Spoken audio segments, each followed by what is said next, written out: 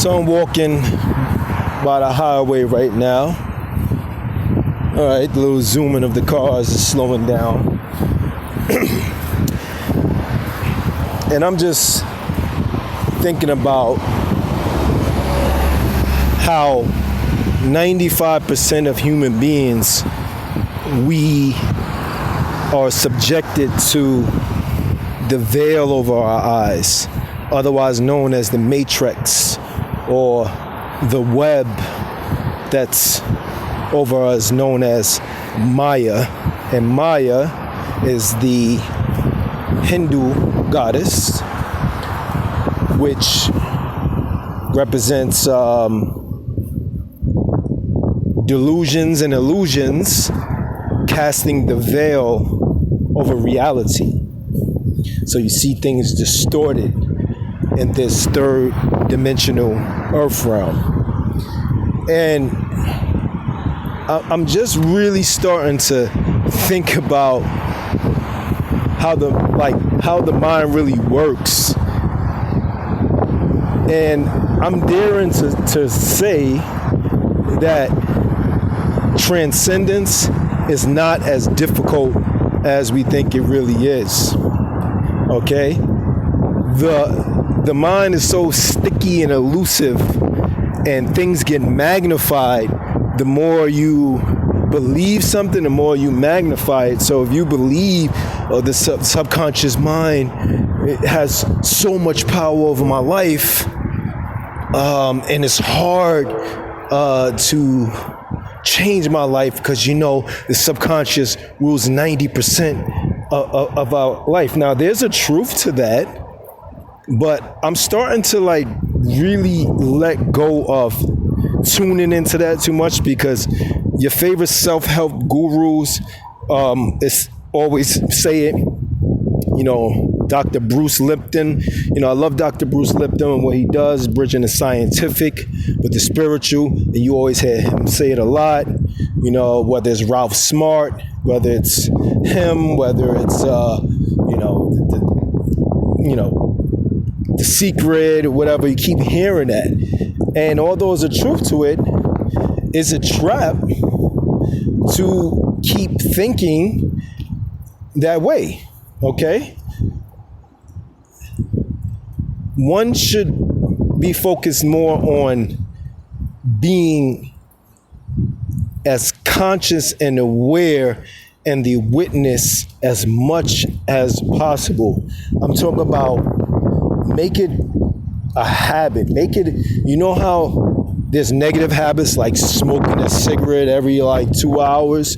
Well, start making it a good compulsion, not in a negative way, I got to be more aware, but have fun with it and in a natural, inquisitive way, in a natural, healthy, higher mind desire to be liberated, okay? And say, man, I'm just going to keep tuning into the present moment over and over, whether it's the senses, whether it's the ground beneath my feet when I walk, the wind, the temperature, the sounds, thoughts that are coming to you as you remain as a neutral observer, and starting to cultivate that practice more and more till it's like second nature.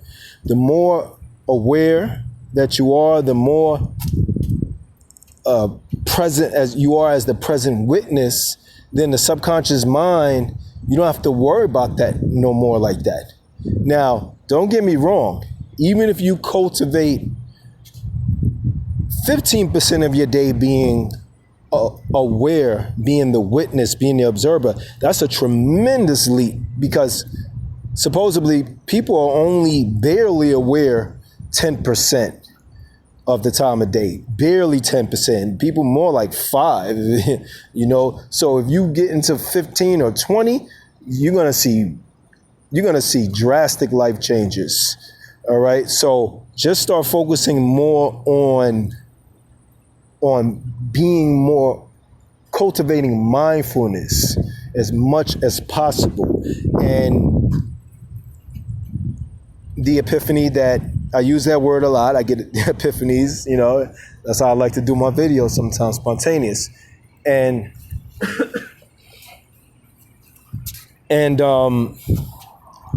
what I was originally saying on why I'm starting to debunk why it really doesn't have to be as hard as we make it out to be is because you have to remember this over and over and over, okay?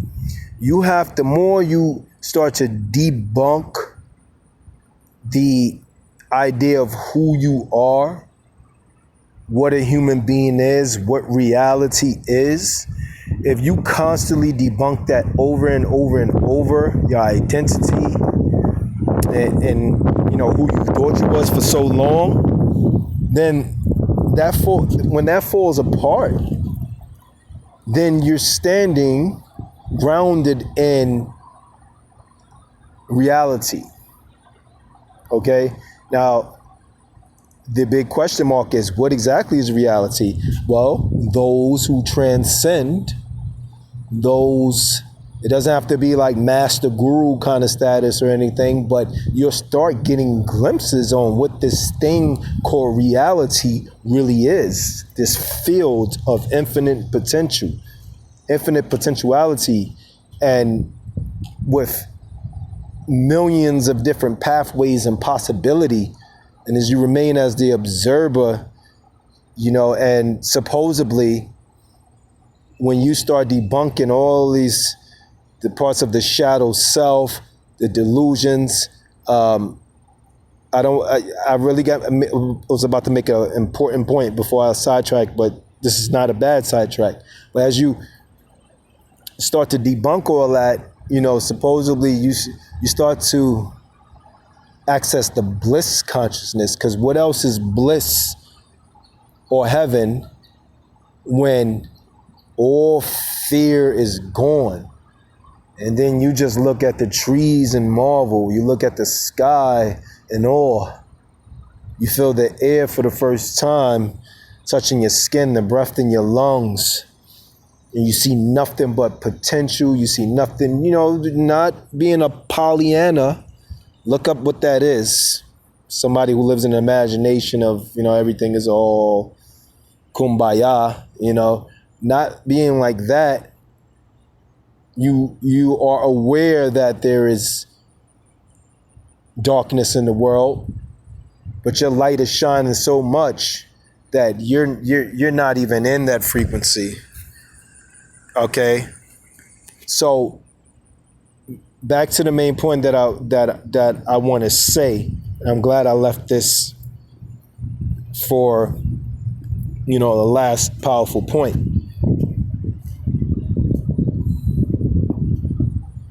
Constantly debunking who you thought you was over and over and over again in itself becomes almost like a focus or a meditation. I don't care if it's every 4 hours that you keep remembering that.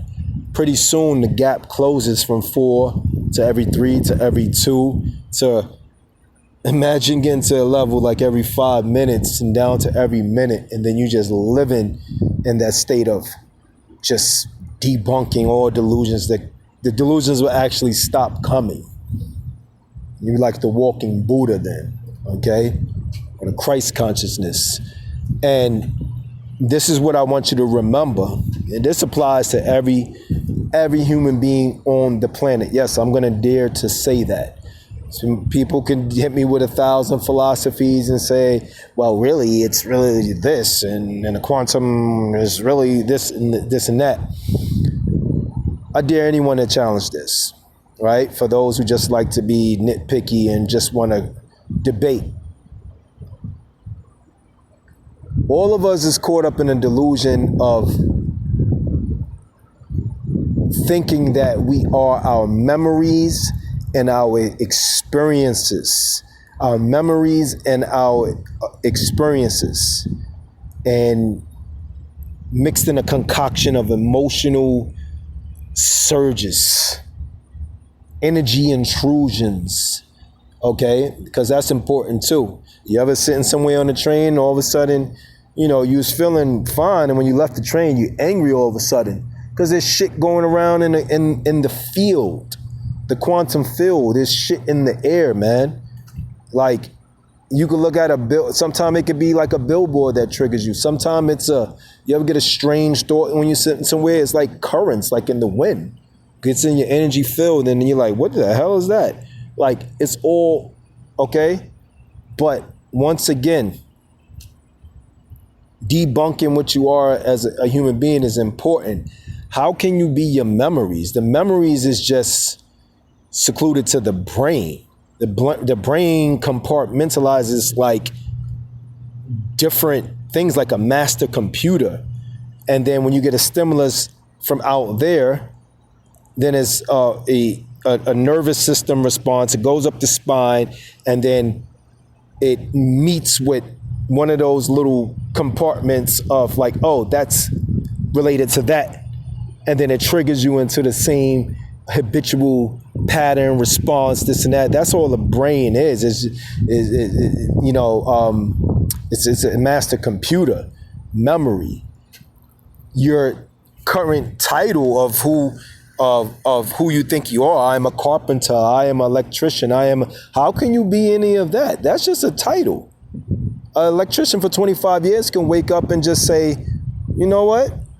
I know I'm a first day apprentice, but you know what? I'm a plumber now. You know what? I'm a veterinarian. This is your first day though, like in class. Yep, well, I'm a apprentice veterinarian. Like, that changes. How can you be that? Your parents named you a certain name. Your name is Jeffrey, well, I can't think of a last name. All the billion last names in the world. Stevens. And my name is Jeffrey Stevens. I grew up in the Bronx, and I am a carpenter and a musician, and I am a person that believes in this and that and whatever. All of that can be subject to change, and that's just habitual patterns that you live by.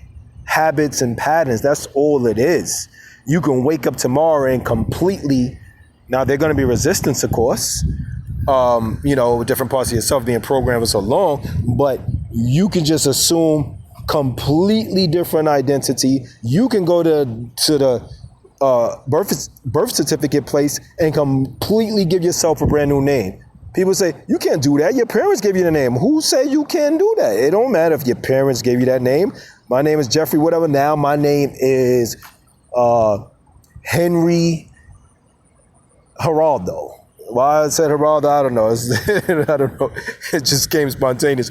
But that's your new name. And you see what I'm trying to say? And people are still being resistance to that. Like, you bugging. Your name is Jeffrey Stevens. Your parents' name. But who are they to say that that's your name for eternity? No, I want the stars do it all the time. There's no problem when stars do it, right? But if regular people do it, then it's, 70% of stars, there's that the name that we know, it's really not their names. Sean Combs, that is not his name at all. I can go down a list. No need to waste time because I'm about to wrap this up. But I think, you know what? I'm going to do definitely a part 2 because this is some powerful stuff to investigate, okay? I'm going to do a part 2 on this, man. Wrapping this up, I like to do the 15-minute mark because that's what I'm confined to as being new on YouTube. So I get a consent to do longer videos after a certain amount. But yeah, just ponder on that, man. Just, ponder on everything that I said, debunking who you think you are, cultivating mindfulness. You don't have to worry so much about the subconscious mind over empowering you. And I'm going to do a part 2 of this, okay? So once again, this is Lucid Dreamer, okay? Stay tuned for much more videos I got to come. I like to do a lot of my stuff in epiphany mode, and it seems that's working best for me. All right. Peace.